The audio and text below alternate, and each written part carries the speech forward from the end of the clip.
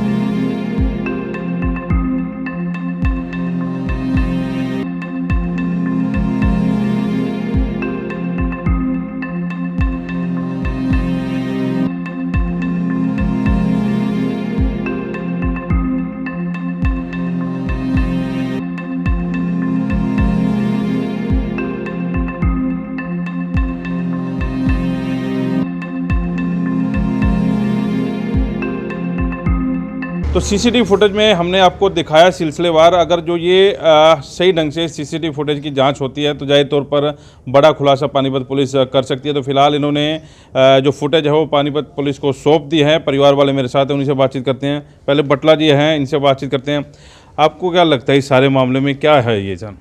आदरणीय कुलवंत जी, मैं ये बात कहना चाहता हूँ, देखिए एक व्यापारी शहर है, समाज के अंदर हर इंसान का लेन देन होता है, मगर उस लेन देन का मतलब ये नहीं कि किसी की जान ले ली जाए। और जिस ढंग से सतीश जिंदल के साथ ये अन्याय हुआ है, मेरी तो आपके कुलवंत जी आपके माध्यम से, आपके चैनल के माध्यम से प्रशासन को हाथ जोड़ के रिक्वेस्ट है कि ये एक कत्ल का महकमा है और आप फुटेज को चेक करें और इस कत्ल के हिसाब से ही उसको उसी हिसाब से सज़ा दी जाए।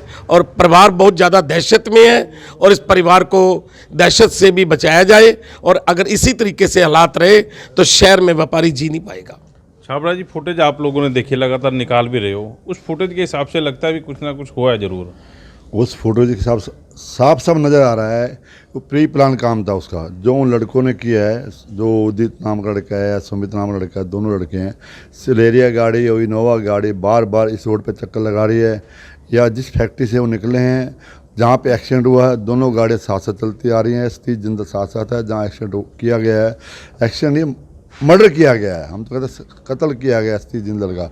उसको हम इंसाफ चाहते हैं, इंसाफ मिलना चाहिए इस परिवार को, और जो दोषी हैं सख्त से सख्त सजा होनी चाहिए उनको। अच्छा, चाबी वाली जो बात चल रही थी, आपको पता ही होगा, उदित ने चाबी मंगाई, कोई लड़की उसके साथ थी, कुछ ऐसा था कि वो चाबी उसी की लड़की के लिए मंगाई की तरह? ऐसा कुछ क्लियर नहीं है, लेकिन जो आसपास के लोगों ने एक्सीडेंट देखा है उन्होंने ऐसा बताया कि हाँ एक कोई विदेशी महिला थी और वो बोलने में भी असमर्थ थी।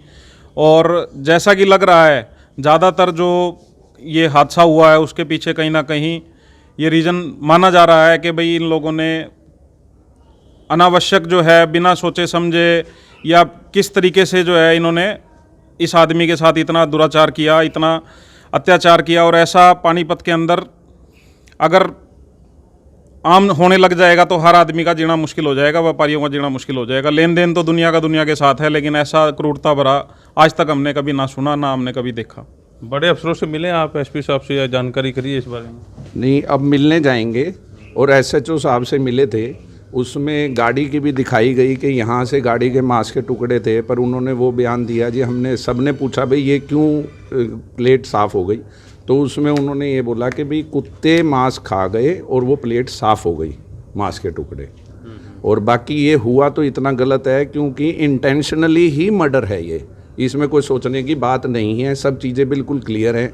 अब जो कार्रवाई वाले कर रहे हैं वो उनके ऊपर है, वो क्या कहते हैं, इसका रिजल्ट क्या देते हैं। हम तो ये उम्मीद रखते हैं कि हमें न्याय चाहिए, क्योंकि हमारा बंदा चला गया और बुरी तरीके से दर्दनाक मौत से गया। उसकी जिस टाइम बॉडी उठाई गई, गर्दन अलग उठाई गई और शरीर अलग उठाया गया, तो जो उठा रहे थे हम लोग, हमारी आत्मा रो रही थी कि हम पैदा हुए ही क्यों, जब ऐसे परिवार में जब होते हुए भी अगर ऐसा हो गया और सच सब कुछ सामने है, उसके बाद अगर न्याय नहीं मिलता तो हमारे लिए शर्मनाक है। हमारे को पानीपत छोड़ देना चाहिए, व्यापार बंद कर देना चाहिए। अच्छा, वो विदेशी लड़की कौन थी उदित के साथ? किसी को नहीं पता, ये नाम नहीं पता हमें कुछ, हमने कोई उसको शक्ल नहीं हमारे को दिखाई दी कि भाई कैसी उसकी शक्ल है, वो तो अपने रास्ते थी। हमारे को हम ऐसे बोले, वो हिंदी लैंग्वेज नहीं बोल पा रही थी। उस रात उसके साथ थी वो? उस रात गाड़ी में उसके साथ थी, ये एक्सीडेंट के टाइम पे। जब जिंदल जी को बुलाया गया तब भी वो लगता था वो बीच में थी, कुछ ऐसी सूचना थी? मेरे को उसका आइडिया प्रॉपर नहीं है कि वो थी या नहीं थी। वो वहाँ होगी तभी उसके लिए, क्योंकि वो इसी काम के लिए चाबी मंगा रहा था कि हम मकान को कोई यूज़ कर लें, किसी की कोठी यूज़ कर लें, 2-4 घंटे के लिए दे दो, शाम के लिए दे दो, सुबह के लिए दे दो चाबी। झूठ बोल के वो यही काम कर रहा था। उस लड़की के लिए मतलब टाइम स्पेंड करने के ऐसा ही पाएगा ये, नहीं तो नीटू दे देता चाबी, अगर किसी को पार्टी को दिखानी थी। क्यों नहीं देता नीटू? नीटू ने तो बेचनी है। हाँ, सतीश जिंदल जी दे देते चाबी, उन्होंने इसीलिए नहीं दी कि भाई वो, हाँ वो लड़की जो होगी वो गलत काम के लिए उसने कहा होगा, क्योंकि था तो वही मौके पे सतीश जिंदल, हम तो थे नहीं वहाँ। तो बस ये बात है। ये सीसीटीवी फुटेज किस ओर इशारा कर रही हैं? सीसीटीवी फुटेज तो क्लियर इशारा कर रही है कि मर्डर है इंटेंशनली। तलवारें चल रही हैं, दांतें चल रही हैं, तो क्लियर है। हाँ, जब जो आदमी दिन में तलवारें चला रहा है तो वो तो इंटेंशनली क्लियर है, वो तो प्री प्लान्ड है।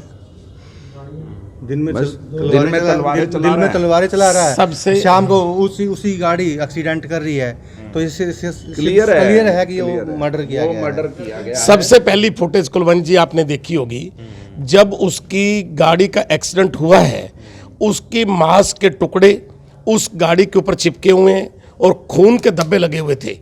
जब उस गाड़ी को पुलिस ने अपनी इन्वेस्टिगेशन में ले लिया, उसको राउंड अप कर लिया, उसके बावजूद जब सुबह उस गाड़ी को पुलिस के कब्जे में थी और सवेरे वो गाड़ी को धो दिया गया, साफ कर दी गई, तो आप खुद सोचो कि इससे बड़ा कत्ल की साजिश क्या हो सकती है। बिल्कुल बिल्कुल, इशारा सीसीटीवी फुटेज दे रही है, लेकिन फिलहाल पुलिस के पाले में गेम है। देखते हैं इस सारे मामले में क्या होता है। शायद सीएम साहब आ रहे हैं, सीएम साहब से भी परिवार मिले तो ये जानकारी उन तक भी पहुंचाई जाए। फिलहाल एसपी के ऊपर सारी बात है कि वो क्या आदेश जो हैं आगे देते हैं। वॉइस ऑफ पानीपत के लिए कुलवंत सिंह।